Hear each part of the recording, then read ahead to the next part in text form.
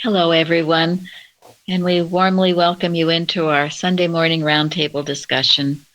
Today is Sunday, August 2nd, 2020. We are recording from the Plainfield Christian Science Church Independent, Plainfield, New Jersey, the United States of America, and we're so glad you could join us. And we have a beautiful subject on love this morning, and we will begin with our morning prayer. I'm reading from page 312 of Miscellaneous Writings from Mrs. Eddy's article, Overflowing Thoughts. Oh, may the love that is talked be felt and so lived, that when weighed in the scale of God, we be not found wanting. Love is consistent, uniform, sympathetic, self-sacrificing, unalterably kind.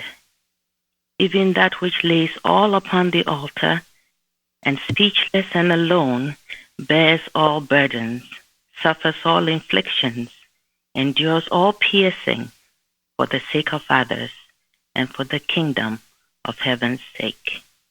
Mary Baker Eddy. It's beautiful. Thank you. Our watching point. Watch number 184. Watch lest in your effort to realize that God is love, you fail to strengthen your faith in your ability to reflect that love. Rain would do little good if people endeavored to catch it in cracked vessels. What good is love to man if animal magnetism has tricked him out of his confidence in his ability to reflect it? Man's ability to reflect love is just as real as love itself. Man is the reflection of love, and he needs only to acknowledge this fact. All there is to err is the acknowledgement of it. Similarly, with good, the acknowledgement of man's reflection of love must accompany that admission that God is love. End quote. That is so beautiful. Thank you. Mm-hmm.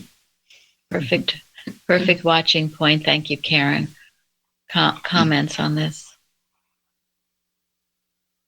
I just wanted to say, before I came to Plainfield, I kind of had this feeling that maybe I could love, 2 or 3 people at a time or something like that.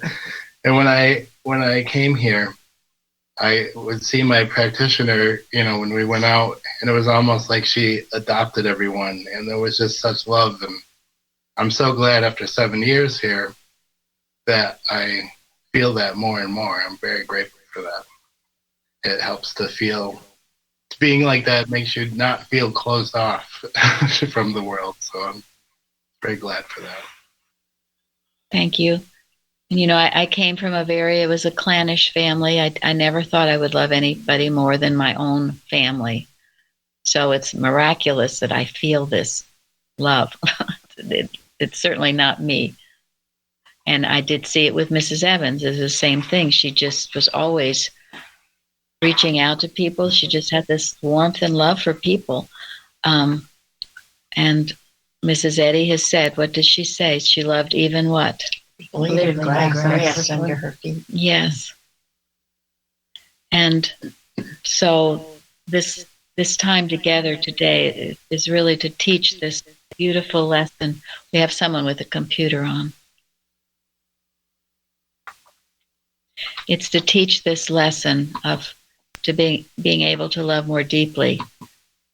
Because I'm telling you, this was one of the hardest things for me, I felt, and very bound by it.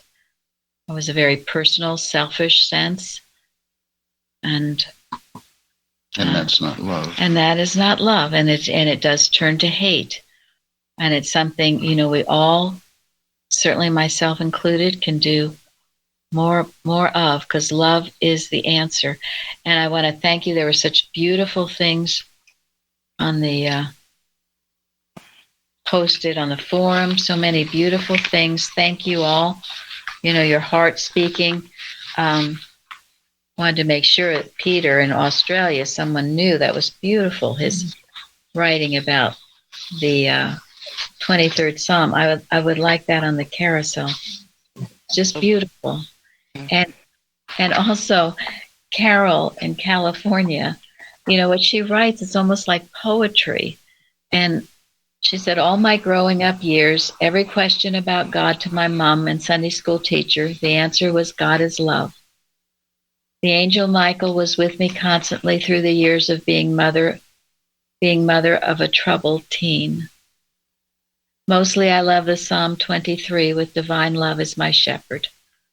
My great-grandma read Psalm 23 to me and my brother every night. The gentleness of this lesson inspires me. I feel the flame of inspiration along with the peace and calmness of quiet water when I sit with it. Thank you. Really is beautiful. It is just absolutely beautiful. And it was Florence who wrote this lesson. And so you feel both things, and a lesson must have the fire and the calmness. You've got to be handling the animal magnetism always, but then also the peace and the love of God, the healing presence. Just as in the lesson, the angels, Michael and Gabriel. Michael, the angel of war, the fighting angel. Gabriel, the angel of peace and love. That knows no war. That knows no war. But we must imbibe both at this point. And most people just want to imbibe the one-sided part, the Gabriel part.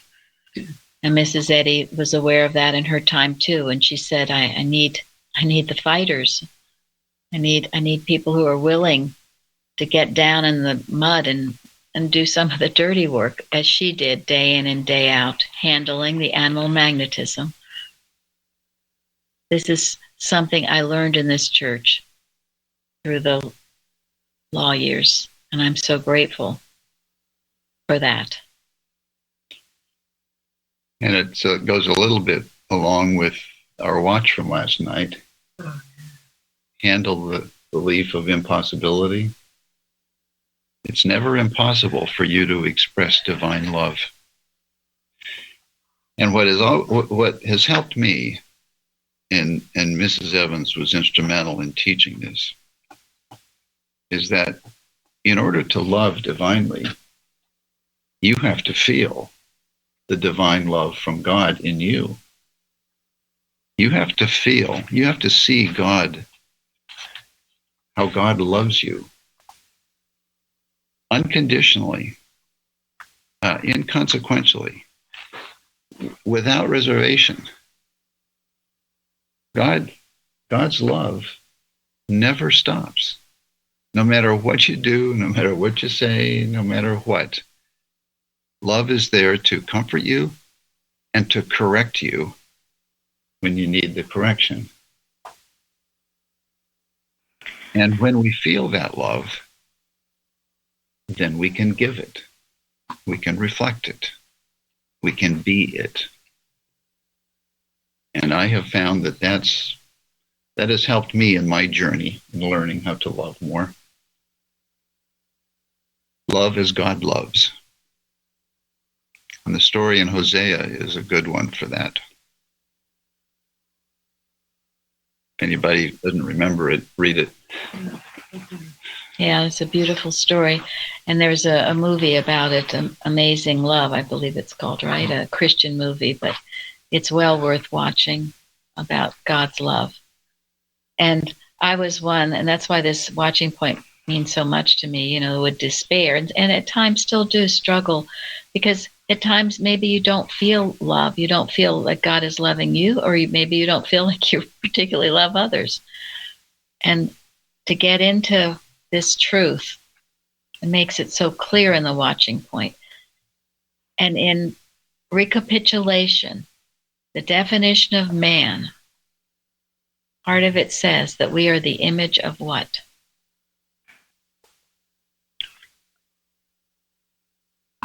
We are the image of love. Yeah, Thank you. thank you. The image of love. If God is love, therefore we came with that divine love in us. It just needs to be brought out, cultivated. It's there. And you look, we often talk of the little children, the love they express, just naturally. And I so, think, please. I think that's why, when we feel like we're not loving or we're not feeling the love, we have to know that's animal magnetism tricking us. I think I was so happy to find that that's what's going on and not that I just don't feel it. As Gary said, we can be nothing but what God is. So if we're not feeling something like love or not recognizing that it's ours to claim, then we're being tricked. I was happy to find that out. And also, it's to our own benefit to really strive to love more in this divine sense of it. Because then our thought is feeling God's love. I've read so many articles from other earlier workers who said some of the critical cases that they healed, when they went, they just said to the patient, just say, I love everyone because God loves me. And that in itself had healed some people. I love everyone because God loves me. I've tried to, use that myself, because without love, as we read, Mrs. Eddy has said, you are not living. So. That's so beautiful. Thank you. Thank you. Yeah, and what does Mrs. Eddy say the heart and soul of Christian Science is? Love. Love. Universal love. Exactly. And as it is brought out in the lesson so well, that love is what heals. And nothing else does. And, all the criticism that has been laid against Christian Science, believe me, I think it stems in the lesson. So much better than the gushing theories, stereotype borrowed speeches, and doling arguments, which are but so many parodies on legitimate Christian Science aflame with divine love. Isn't that true? When people just quote the science with no love in their heart, this is what has aggravated and done unnecessary damage. And it really can't do damage to Mrs. Eddy's science. It stands a target out of reach, as that article says. But if you're not ever feeling that love, then just put a finger to your lips and get into the secret place of the Most High until, as Florence said, you realize you're being tricked. It's animal magnetism. You are the image of love. That's the definition of you. You have the right, the authority, the privilege to express God's love. And nothing. And once you know that, you also have the duty to not stray from it. Yes. And if you feel yourself, then rein yourself in. This is standing porter at the door of thought. And this is what a good church will do. If someone does stray from that, there should be plenty of brothers and sisters in Christ to catch it and help bring us back. That's what a good church will do. That's the unity. It's a unity who cares and loves for each other. And Gary, speaking about the watch last night, when I first got here, was speaking about that to a few people as well, to handle every day the idea that anything is impossible to God. Nothing is impossible to Him. And to know this, that's Mrs. Eddy's command, to be knowing this daily. It's on that list of things to handle daily from watches, prayers, and arguments. So what do you bring to the altar that you think is impossible? Well, bring it to the altar. Put it before God. And though it is not in His sight, And I thought that what Florence read about love is consistent, uniform, sympathetic, self-sacrificing, unutterably kind, even that which lays all upon the altar, and speechless, alone, bears all burdens, suffers all inflictions, endures all piercing for the sake of others, and for the kingdom of heaven's sake. And when your prayer is for the kingdom of heaven's sake, God is going to grant that prayer. Why wouldn't he? And that's where we purify our motives. If you need a physical healing, why? To serve God better. If you'd like to see, family members understanding the science, well, why? Is it for the kingdom of heaven's sake? Whatever it should be for the kingdom of God, for the glory of God. And that aligns you with right motives. And God answers those prayers, and nothing is impossible. We think it's impossible, or maybe we've worked on it so long we just are used to it not having it worked out. Well, change that. Expect it. Expect it to work out. Think about that, how glorious that is. And so stay with that thought and bring whatever you have felt is impossible and put it on God's altar. And you will find that nothing is impossible to this God of love. So, anyone else? Well, our golden text, Lillian. God is love. Him that cometh to me, I will in no wise cast out.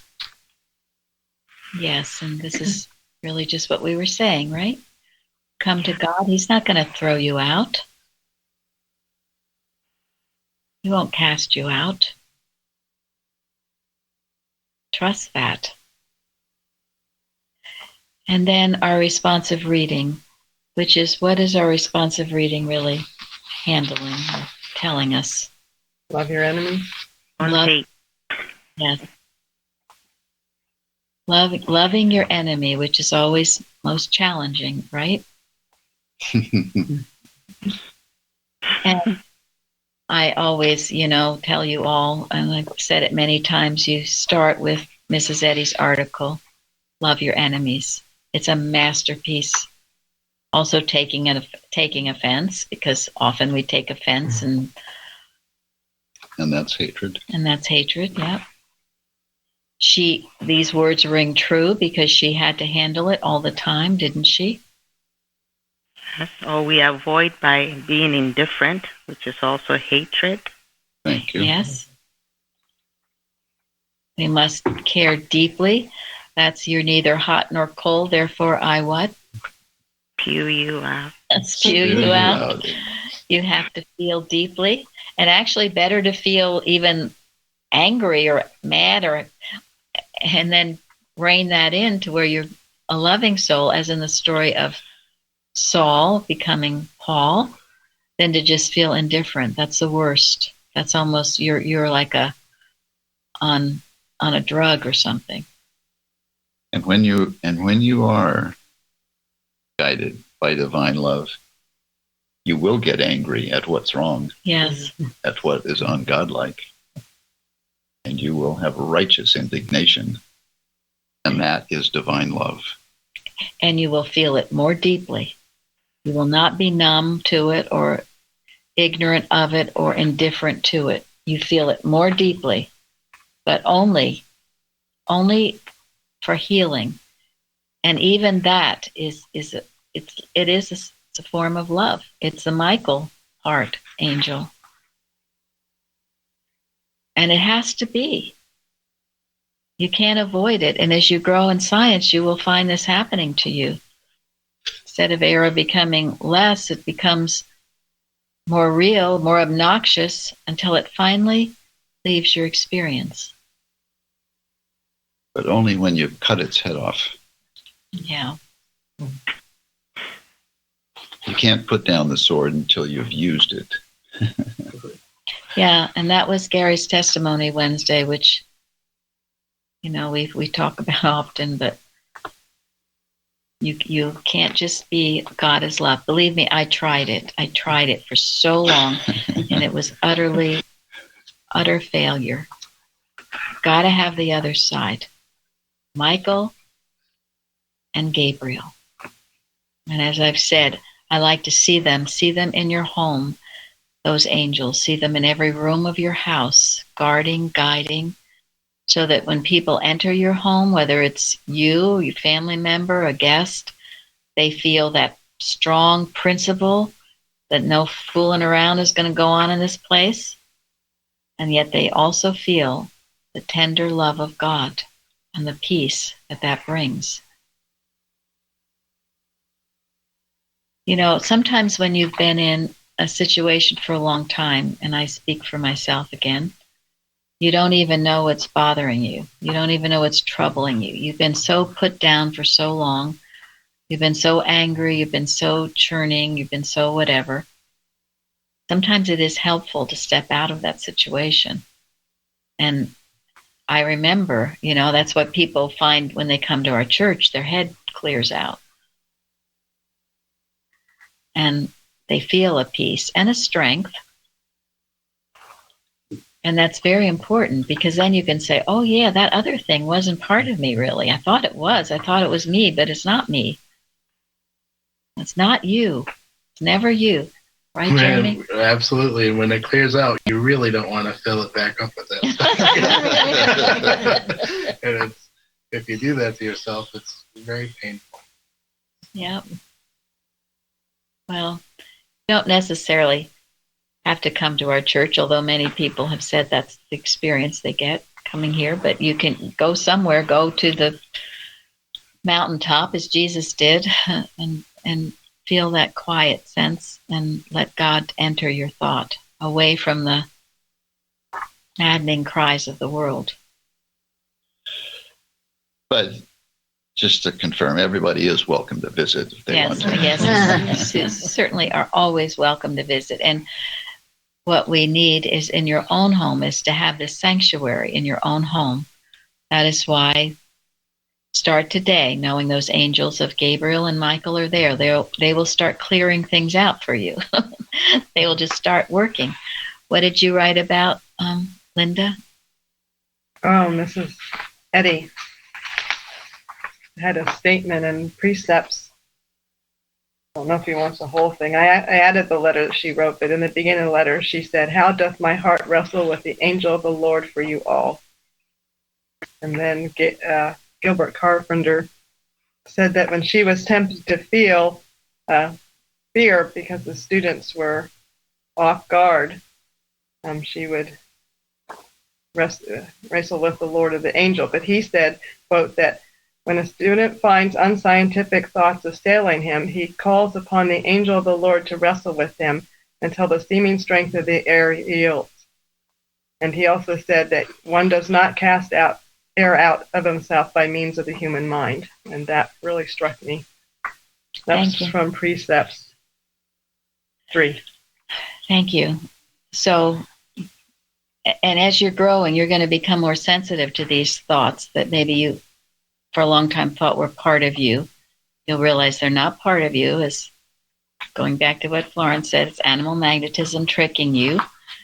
And then you can let these angels wrestle for you. Bring them in. Take that definition of angels. You want to read the definition, Linda, of angels? Angels, God's thoughts passing to man, spiritual intuitions, pure and perfect. The inspiration of goodness, purity, and immortality, counteracting all evil, sensuality, and mortality. Thank you. And it doesn't matter then how bad your situation or your plight is, wherever this message might be finding you, those angels of God's presence are with you, and they are counteracting anything unlike God. Michael, Gabriel. And Florence, you wrote about the angels too and the red dragon. Oh my, 1 second. Try to say one thing. Please. At the end of what she quoted from Gilbert Carpenter, where he says, one does not cast error out of himself by means of the human mind. To me, that's why I needed to come to this church, because even if I went off alone, I didn't have any good thoughts to go with, so it wouldn't have done me any good. I had to come here. So. Oh, well, thank you. Yeah. Go ahead. Yeah, from page 566 of Science and Health, it says, to infinite ever-present love, all is love. And there is no error, no sin, sickness, nor death.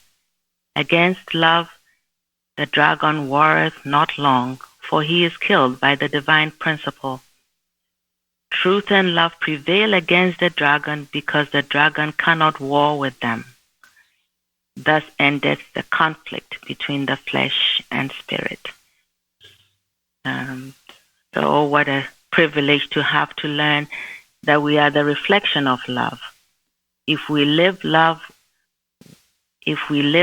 will we not be the reflection of that mighty power which is ours from God? Would it not nullify the threats of the dragon?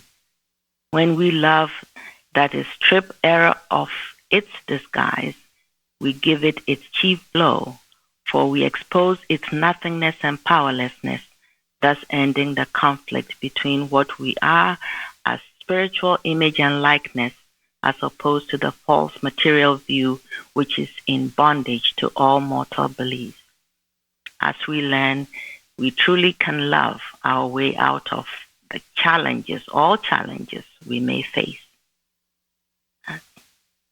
Thank you. Thank you. And that is our ideal, isn't it? That is the goal. That should be the goal for each one of us.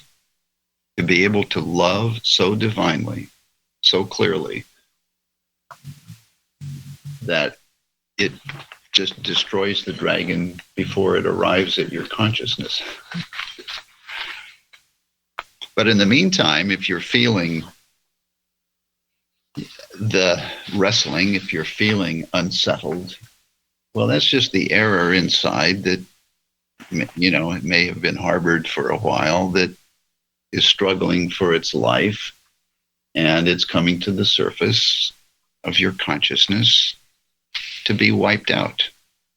And it doesn't want to be wiped out.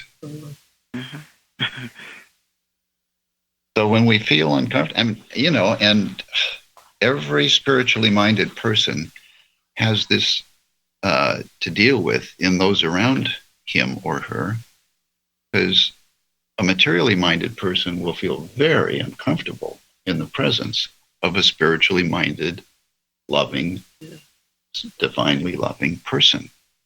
Jesus had to deal with this all the time. And the materially minded were so uncomfortable, and Mrs. Eddy explains this, they didn't understand why they were uncomfortable. They thought it was the messenger. That's why they sought to kill the messenger. Mrs. Eddy had it to deal with. Her love was so pure and so strong, it brought out, very uncomfortable feelings in people around her. And they didn't, unless they were a good scientist and saw what the discomfort was, they sought to kill her. Yeah. So be prepared for the devil to want to promote itself. When you love so strongly, you will find these things in some people. And don't be impressed, and don't be afraid, and don't back down. It's just people learning that they've been fooled, as Florence said, and they need to learn that they've been fooled. You can't learn it for them. They need to learn it for themselves. Anyway. I think I'd just like to say something about the red dragon in case some people don't know, whomever might be listening. This is from page 563 of Science and Health. Mrs. Eddy says that the great red dragon symbolizes a lie, the belief that substance, life, and intelligence can be material. This dragon stands for the sum total of human error. And that's all we're dealing with, that which wants to keep us ignorant of who we really are and keep us enslaved in all the false beliefs that challenges us. Thank you. Thank you. And that's why what's going on now, it seems like the red dragon, but it's all coming out to be healed, and it's a great blessing, because until it comes out, it's lying hidden. It's better to be out. And how we meet it with love, with love, the love with principle, with a sword in its hand. Now, we had talked about originally in the responsive reading about loving your enemies, and I had turned to also in precepts, and we've talked about this before too, but this is in Precepts 1, page 186. Now, we've told you at one time after the law case, we were publishing precepts, and the BOD came after us and sued us, said we did not have the right to publish it. And so they said to cease and desist, which we decided to do because we realized that they were trying to bankrupt us. Mrs. Evans realized that. So we do not publish it. We don't sell these books, but I would suggest you all get them because they're wonderful. And I know Ann Beal sells them, and who else? Keyston, I think, does. Keyston, yes. Healing Unlimited. Healing Unlimited. They're Carpenter books, and they're wonderful. And they are, in many ways, for an advanced student. They talk about her letters. But anyway, on page 186, Carpenter says, the story of the man traveling in Tibet comes in at this point. He was set upon by a group of malpractitioners who were called Dugpas. They tortured him merely with the purpose of arousing in him a sense of hatred for them. They intended to enter his thought, gain control over him, and force him to join their numbers, and they were using hatred as the opening wedge. But he had been warned in advance about these evil men, so he refused to hate them. While he could not bring himself to love them, he succeeded in pitying them, and that saved him. He was fortified through understanding. And, you know, that statement in Science and Health, whom the gods would destroy, they would what? Make mad. First make mad. You see it all the time. You allow yourself to start hating, to get into that level, to get into the carnal mind, hating, anger. That's the bridge over which animal magnetism runs across and finds you. This is why in the Martha Wilcox book, she says, malpractice, you can't be malpracticed on unless you are malpracticing yourself. Remember this. Love is your shield. Don't hate. Do not hate. He didn't hate. He found he was able to pity them. You know, Gary once spoke to that. You can feel sorry for a person who's doing such horrible things. Pity them. Don't hate. And then they can't find you. And then you can be released of it. It's almost like a test. And if you read the Eustace book and you read the beginning of the Eustace book, the fact that he was excommunicated, all these awful things, he refused to hate. He refused. And he went on to live a very good, successful life. Much more successful than any of the BOD. Yeah, exactly. In terms of being able to heal and teach and do good. It is a test. It's a test to see now, okay, you talk about all this. Are you going to be able to really do it? This is the test of loving your enemies. Wasn't it Christ Jesus' final test? He did not come down and hate, that forgive them. They know not what they do. So whatever enemy you seem to have, remember this and refuse to hate. Refuse. Get in your closet and don't allow yourself to go there, because it's only in that way it'll find you. And then that's not a good thing, is it? No. No, and I find it, the way I like to think about it is never make a person your enemy. The only enemy I have is a false, ignorant, malicious, whatever human belief. But it's a false belief.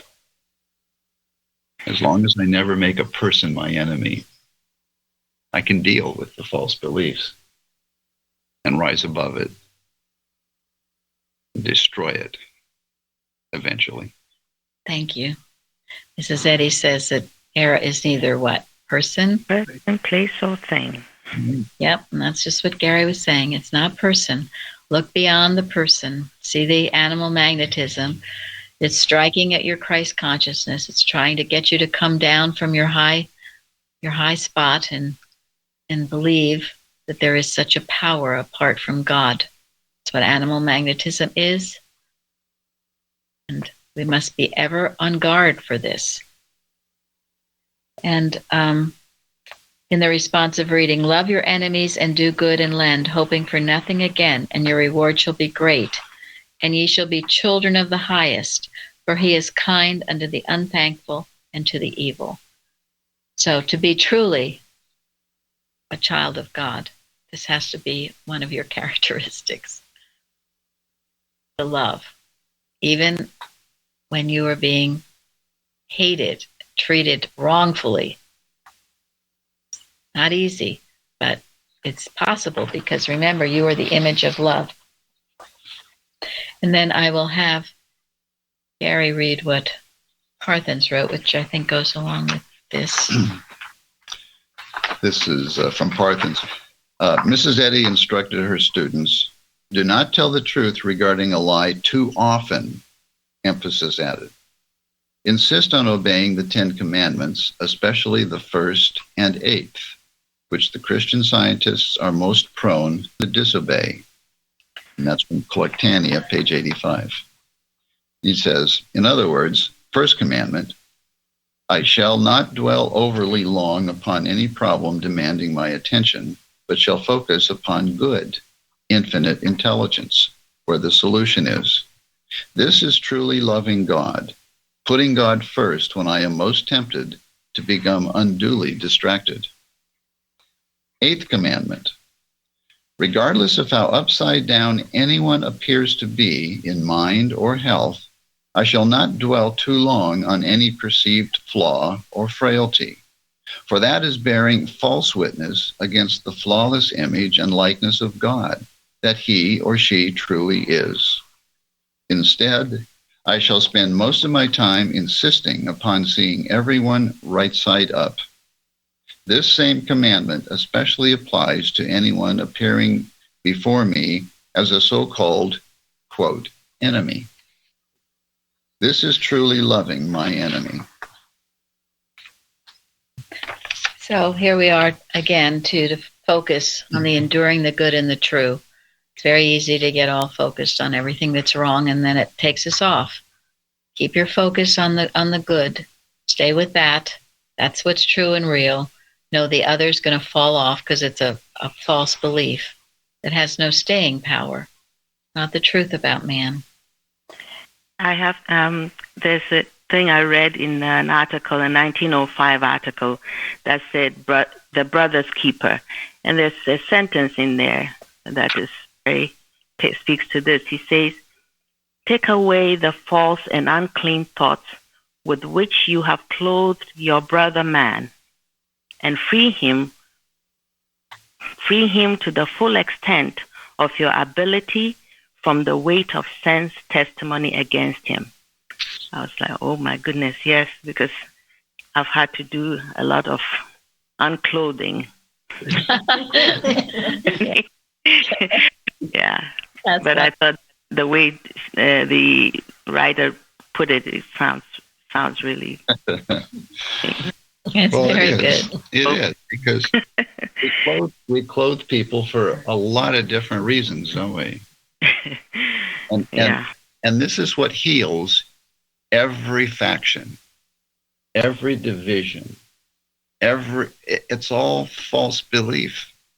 We clothe people based on where they went to school, what color their skin is, how big their bank account is, how old they are, how young. We clothe people in all these superficial things that don't mean a darn thing.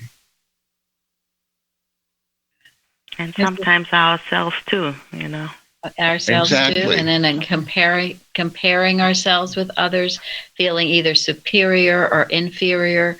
It's a the mortal mind rat race. It's awful. And it's all a damned lie. It is. I'm not swearing because God does damn it. You sure? Oh, never. Mrs. Evans was adamant about that. She was so unimpressed by anything like that, especially degrees and things. She said, what counts is how much Christ a person expresses. That's all that matters. Nothing else matters. And anyone can express Christ. You don't have to have some degree to do that. So that's yours, innately yours. And also people rise up, progress by expressing that Christ. They find needs and fill it. They're loving and helpful. That is what is important. Nothing else really is. But in this world, it tells you, oh, that's what's important. You can't do anything without that. So, and this is something was very good that Joe found in Bignell Young's 1936 class teaching. There is something about generic man that explains why you can love your neighbor as yourself. Your interests are one. If a single individual in the infinite realm or divine order of creation would express more of the divine nature, the way to do it would be to find out more clearly that the divine nature is infinitely expressed, and that the divine nature finds its expression in other individuals, and to recognize the divinity of our brother. That is the best way to find our own. When Jesus said that we should love our neighbor as ourselves, he was giving no mere religious admonition, but a scientific rule by which to find out what we are and to demonstrate it. Wow. That would end all racism and everything else, wouldn't it? And I'm telling you, you can't get into the kingdom of God unless you understand this divine rule. We find our own being in finding it in others. We are all one. We all have the same interests. We're Father, Mother, God. And that brings such a sense of peace and clarity. And because it's the truth. Anything else is, again, a lie. It's an illusion. It's an illusion. God never said it. It's in this week's lesson, too. He loves impartially. Everyone.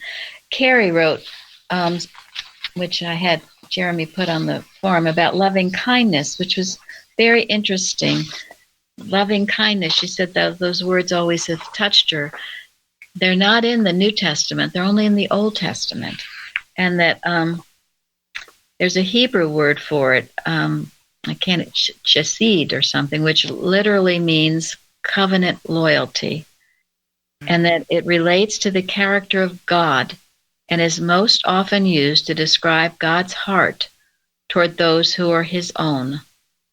Loving kindness is God's kindness and steadfast love for his children, especially evident in his condescending to meet our needs. In Scripture, God shows his loving kindness in saving his children from their enemies and delivering them from his troubles. God's loving kindness is abundant, great in extent, everlasting, and full of goodness. God's loving kindness is steadfast, loving across on our behalf, and knows no bounds. Your loving kindness is great in the heavens, your truth to the clouds. It's a beautiful description of of God, meeting our needs, coming down to meet all our needs. And it is a beautiful word, isn't it? Loving kindness. It reminds me of that hymn, God is known in loving kindness. It's hymn number 76. It's beautiful. And something, go ahead. Yes, I just want to state that I did a study on love, and in the Old Testament, there's 13 variations, in the New Testament about 13 variations. And the thing is that loving kindness is equal to agape love in the New Testament, which Jesus used mostly, and that's as God loves. Well, thank you. Yes. It's good to know. Conditional, right? The unconditional love. Unconditional love. Yes. The love that heals, because it's divine. And a simple thing we were taught here to say, and to say it daily, and it is beautiful, and that is, I am loving, Lovable and lovely. I am loving, lovable, and lovely. You declare that truth about yourself. Go back to the beginning of the class, knowing that we are the image of God's love. We are loving. I am loving. I am lovable. I am lovely. And that it was a sweet testimony that gave on Wednesday about her granddaughter misbehaving and asking, well, how do you be beautiful? And to be beautiful was to be grateful. I asked that question of my granddaughter. I was just testing her. and I said, how are you to be beautiful? Because I think she was starting to argue with her little sister. And she said, you have to be kind. And I said, yes, yes, she knew it. I was so glad for that, because some children are learning you got to be skinny, you got to do this, you got to do that. No, you teach your children loving, lovable, and lovely. And the ending of the lesson was so beautiful. Love never loses sight of loveliness. It's beautiful. And I won't have time to get into Peter's beautiful translation or thoughts about the 23rd Psalm, but we will put it on the carousel for any of you who have not seen it to think about. It was really wonderful. I'm so grateful to him. Thank you, Peter, if you should be listening. And I'm going to read a poem that I love very much, and then Gary will end with something I found in 6 Days of Revelation by Mary Baker Eddy, which is totally superb. I don't know whether I ever remember reading it, her article about love. But first, this is a poem by a Henry Burton called Pass It On. It's been in our magazine. Have you had a kindness shown? Pass it on. 'Twas not given for you alone. Pass it on. Let it travel down the years. Let it wipe another's tears, till in heaven the deed appears. Pass it on. Pass it on, pass it on, cheerful word of loving deed. Pass it on. Live for self, you live in vain. Live for Christ, you live again. Live for him, with him you reign. Pass it on, pass it on. Did you hear the loving word? Pass it on, like the singing of a bird. Pass it on, pass it on. Let its music live and grow. Let it cheer another's woe. You have reaped what others sow. Pass it on, pass it on. Have you found the heavenly light? Pass it on, pass it on. Souls are groping in the night. Daylight gone, daylight gone. Hold your lighted lamp on high. Be a star in someone's sky. He may live who else would die. Pass it on, pass it on. And now from 6 days. And it's not impossible to do. No, it's not. It's what we're all about, aren't we? And I thank you all of you who are contributing so beautifully and liberally. You're passing it on to bless others for the kingdom of heaven. We're going to end with a reprint of an article by Mary Baker Eddy that appears in Volume 3 Journal, and it's in Richard Oakes' books, Mary Baker Eddy's 6 Days of Revelation, page 171. Love. Patient, hopeful, true, uncompromising.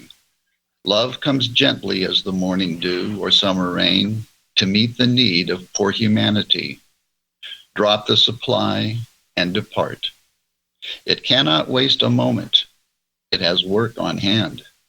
It is never idle, always prompt. And you may know it is God's evangel, not by the rustle of wings, but by the odor of divinity.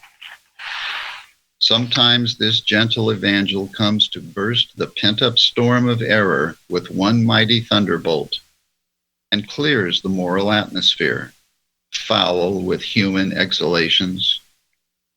It is a born blessing at all times, either as a rebuke or benediction. It never faileth. No circumstance, no foe to fate can make love loveless. Suffering never diminishes it, but only renders it more profound. Waiting never outwearies, but wings its purpose and patience. Watching makes it more adroit to freight the fleeting moments with treasures of some sad heart. Take from me everything else, but leave the pleasure of the strife, the bliss of doing good. Then, richer than Croesus, wiser than Solon, one can meet the proud man's scorn and poor man's contumely at peace, a peace that passeth understanding. Love closes not our eyes to the distinction between good and bad men. It opens them wider. It blinds not a just sense of wrong, but quickens it, and stimulates a noble defense of right under all circumstances and upon all occasions.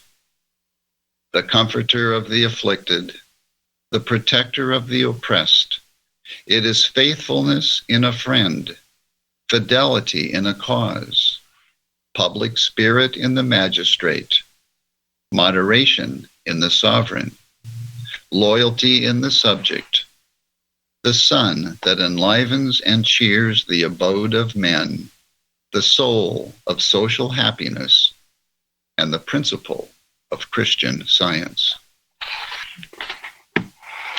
Thank you all for joining us. Thank Thank you. you. Thank you very much.